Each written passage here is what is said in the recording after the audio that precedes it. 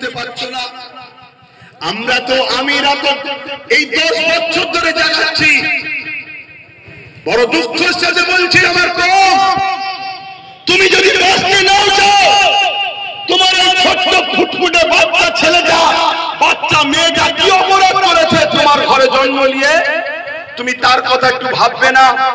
তার ভবিষ্যৎটা কি ভাববে না?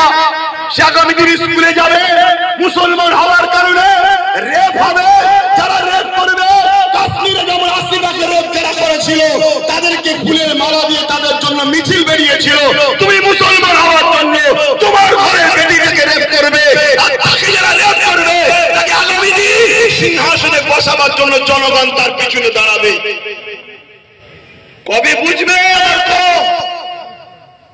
এই পানি দেখলে হবে না, ঝড় দেখলে হবে না, তুফান দেখলে হবে না, রোদ দেখলে হবে না, শীত দেখলে হবে না, পুলিশের বুলেটের গুলি দেখলে হবে না, কামান দেখলে হবে না, কোন সরকার বলবে যে আমি বিরোধী হয়ে যাব ওটা দেখলে হবে না। তোমাকে দেখতে হবে তোমার সৃষ্টিকর্তা যাতে রাজি, তোমাকে সেই পথে চলা দরকার। তোমাকে দেখতে হবে তোমার দেশকে বাঁচাবো কোন রাস্তায়, সেই পথে তোমাকে চলতে হবে। তোমাকে দেখতে হবে তোমার পরিবার সন্তানেরা কি করে নিরাপদে থাকবে, সেই রাস্তায় তোমাকে চলতে হবে।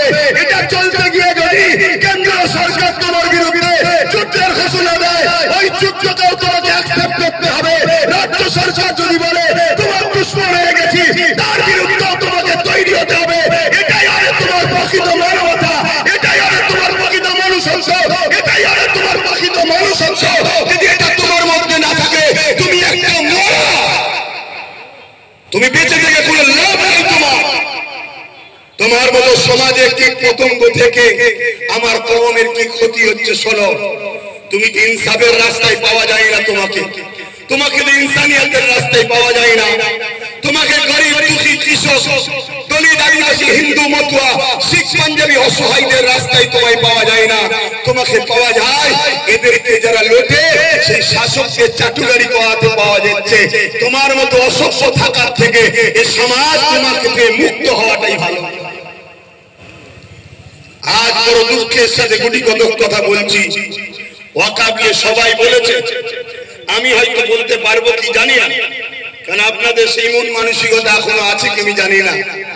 কিন্তু আমি এতটুকু বলবো, আমার কেন্দ্রে যে সরকার বসেছে আমার দেশে, আপনারা মাথার মধ্যে ঢুকেলেন, এই সরকার আমার দেশের সবচেয়ে বড় ক্ষতি করছে। এই সরকার আমার দেশের সম্পদগুলোকে বিক্রি করছে। এই সরকার আমার দেশের এয়ারপোর্ট, রেল সবকিছু বিক্রি করে দিয়েছে। আজকের এই ওয়াকফ কালা কানুন, মনে রাখবেন এখানে আরেকটা কথা বলে দিই, এটা শুধু মুসলমানদের একার লড়াইয়ের বিষয় নয়।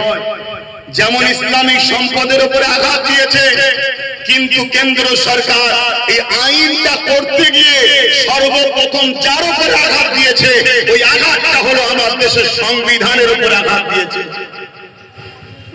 আজকে এই ওয়াকফ নিয়ে শুধু আমরা মুসলমান কথা বলবো তারা, এই ওয়াকফের বিরুদ্ধে কেন্দ্র সরকার যে কালা কানুন তৈরি করেছে সেটা তো সংবিধান বিরোধী আইন। তাহলে সংবিধান তো পুরো ভারতবাসীর, তাই হিন্দু দলিত আদিবাসী শিখ পাঞ্জাবি সবার কাছে আপনাকে মেসেজ পৌঁছাতে হবে, আপনাকে দায়িত্ব নিতে হবে, বাড়ি বাড়ি প্রতিবেশী সবাইকে বুঝাতে হবে যে কেন্দ্র সরকার আমার সংবিধানের অনুচ্ছেদের বিরুদ্ধে গিয়ে, সংবিধানের ধারার বিরুদ্ধে গিয়ে আমাদের ওয়াকফ কালা কানুন তৈরি করেছে। অর্থাৎ আপনি যদি মসজিদের পাশে না দাঁড়ান, না দাঁড়াকে যান, মাদ্রাসার পাশে না দাঁড়ান, না দাঁড়াকে যান, কুকুরের পাশে না দাঁড়াচ্ছিলাম, না দাঁড়াকে যান, কিন্তু আপনি একজন দেশবাসী হিসাবে কেন সংবিধানকে মেটাতে চাইছে, তার বিরুদ্ধে গিয়ে আপনি কেন্দ্র সরকারের বিরুদ্ধে কেন কথা বলছেন না? এটা আমাদের সেকুলার দরদিগুলোকে বলা দরকার আছে না? আমাদের তো বন্ধু চিনা দরকার, আমাদের তো আপন চিনা দরকার, আমাদের তো দুশ্মন চিনা দরকার। বামপন্থ যদি ওয়াকফের বিরুদ্ধে না বলতে চাই, না বলতে যাও, কিন্তু বামপন্থ তার উচিত ওয়াকফ আইন কিভাবে সংবিধান বিরোধী যে আইন রয়েছে তার বিরুদ্ধে বলা দরকার আছে না? কংগ্রেস ওয়াকফ নিয়ে বলতে না চাই, না যাকে যাও, কিন্তু সংবিধান বিরোধী আইন রয়েছে, এই সংবিধান বিরোধী করলো কেন? এর জন্য কেন্দ্র সরকারের বিরুদ্ধে কেস করা দরকার আছে না নাই? আজকে টিএমসি গভর্নমেন্ট সে যদি আমার মসজিদ নিয়ে বলতে তার অ্যালার্জি হয়, কবরস্থান নিয়ে বলতে তার যদি ঘৃণা লাগে, মাদ্রাসা নিয়ে বলতে তার যদি বুকে ব্যথা হয়, না বলতে চাই না বলতে যায়। কিন্তু টিএমসি গভর্নমেন্টকে সুপ্রিম কোর্টে কেস করা দরকার ছিল। কেন্দ্রের অপরাধ সরকার আমার সংবিধানের বিরুদ্ধে গেছে, এই কেস করা দরকার আছে না? কিন্তু বলে রাখবেন, রসুলের মাথাগুলো আলাদা হতে পারে, সবার পিছনটা এক জায়গায় আছে। তাই সংবিধান বিরোধী হচ্ছে যা, কিন্তু শেষ করছে তো মুসলমানদের।